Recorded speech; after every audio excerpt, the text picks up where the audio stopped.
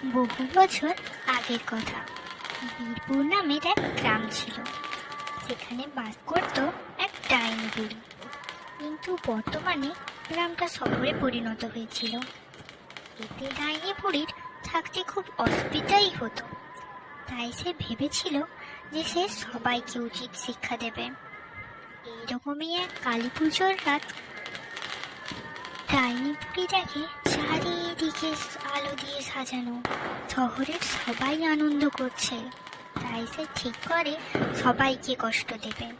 তারপর সে সবাইকে খুঁজতে থাকে। খুঁজতে খুঁজতে সে কিছু মানুষের দেখা পেয়ে যায়। সে কিছু মানুষকে দেখতে পেয়ে আনন্দে বলে,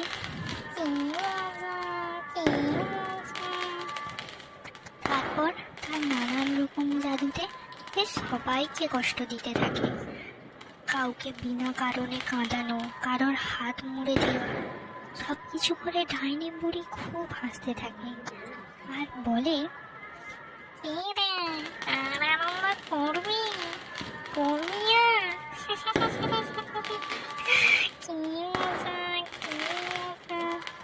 আড়াল থেকে এক বুড়ি সবকিছু দেখে এবং দেখে তান্ত্রিকের কাছে যায়।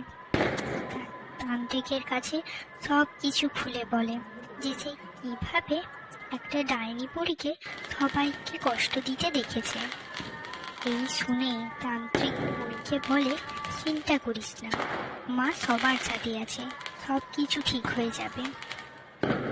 বুড়ির কথা শুনে তান্ত্রিক মনে মনে ভাবে এই বুড়িকে উচিত শিক্ষা দিতে হবে। তারপর সে চলল ডাইনি বুড়িকে খুঁজতে।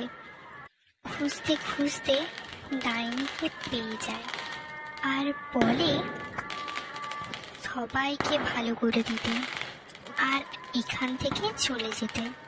সে আরো বলে যদি সে এখান থেকে না যায় তাহলে সে তাকে বন্দি করে রাখবে, আর বন্দি করে অনেক দূরের কোনো মরুভূমিতে গিয়ে ছেড়ে দিয়ে আসবে, যাতে সে কোনো দিনও না এখানে আর আসতে পারে।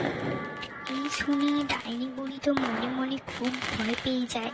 সে বলে সে কোনোদিনও এখানে আসবে না, কিন্তু তাকে যেন এখান থেকে সে যেতে দেয়।